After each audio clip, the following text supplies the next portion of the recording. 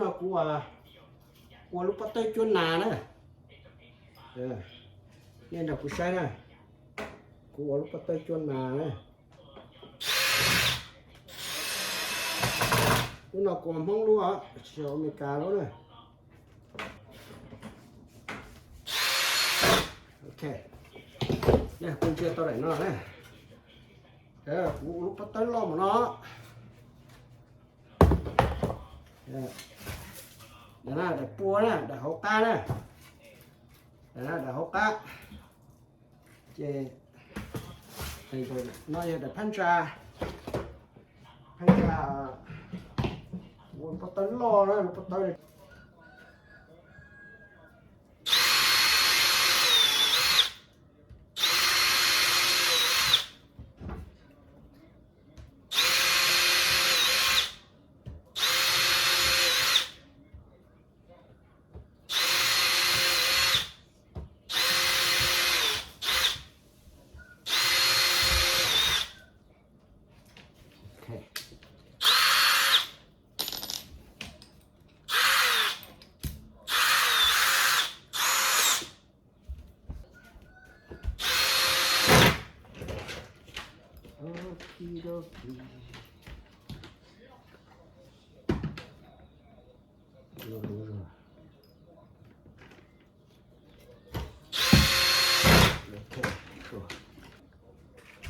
Chúng xe luôn đây anh xe này anh chưa có khó này anh xe này chấm một con này một con chưa này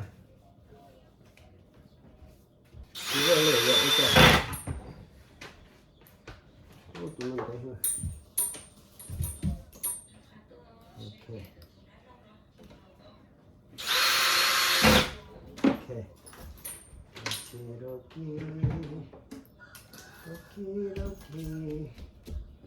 Okidoki.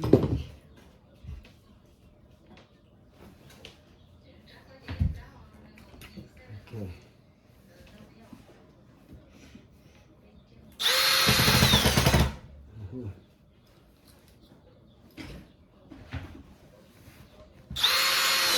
Ok. Đây, giờ to cái nào này. Đây, chị bắt nào. Cho to nó. Giờ to nó này. Ok. Bà nó này. Bà nó cũng mất tiền khổ bố. Nhất tao vào tao chế cho là vô thế này. Nè. Ý tè. Tí không này không có xí sao. Tí cũng nó là có xí đó sao. Wow, là nha là khó. Là khó là có xí.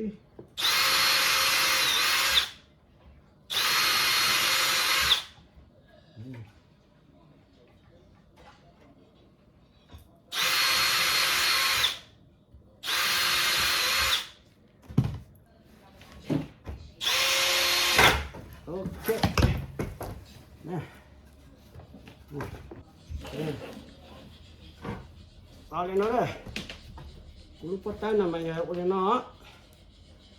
Cái chuyện chỗ này bỏ xuống nó thế này. Cái cú mà qua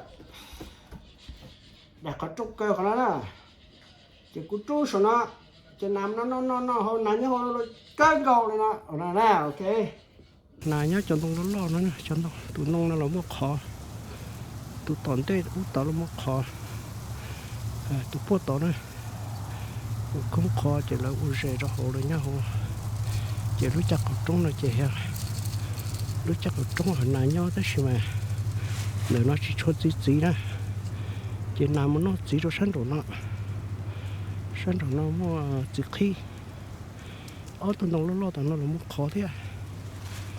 Chỉ để nó sẵn đồ nó mua chỉ khi. Chính cầu đi tụ vào thế tuần sang có khởi chiều mà đâu mẹ cả khó chỉ mua cho khi vậy là nhất rồi là nó chỉ to là nhớ nó muốn nó chỉ to chỉ là trong chắc của chúng nó quá lần hiểu chắc của chúng nó mua một này chỉ lúc sáng nó của tao rồi khăn chỉ cú cho lúc bắt tay à cú chỗ nào tao tới số rồi tới số nhá nè ở tụi nó lớn lớn đã in khi là nó cú tôi đã lúc trẻ nhá đã nó chỉ cú mà tôi là nó thay á để cú mà thay ôm một vị cái sai chỉ lúc sai nó cú tao lúc bắt tay đi nó nè chỉ cú mà lúc bắt tay nó tay rất sợ chỉ cú khen này tiểu chả nè chỉ chúng ta tôi tôi thấy chị nhưng mà rồi ít sát tiệt thay ít sát tiệt à chị này sai nè nè chị uống nó chị khi tôi là số nó chị năng cái hồ chị chop po nó nè sát tao là ý vậy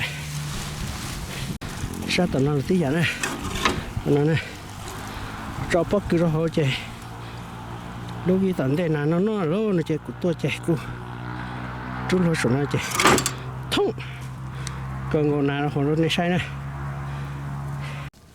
thì bây giờ của tôi đó số nó chơi của lúc gì chơi cha luôn để cả khi lúc ở lúc cắt trồng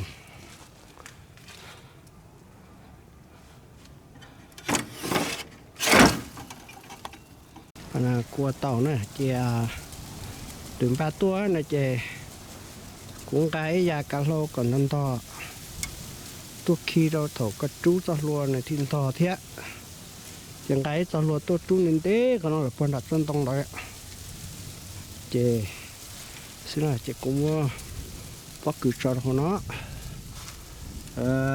bắt cứ cho nó chơi sẽ nào bắt tôi nó đó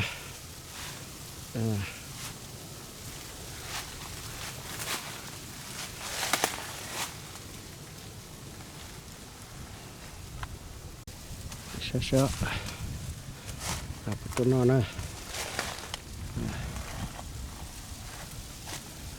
tụi nó bắt cười nó chân tông nó lớn tại này cho con khỏi nà nhau này nà cho chế nhau rồi bé bao tụi nó lo tao nó thế tụi ta cũng được để xem đây tụi nó mà khối lúc họ phải xóa thì tụi nó mua chè lúc họ nhập phải nó sát tỏ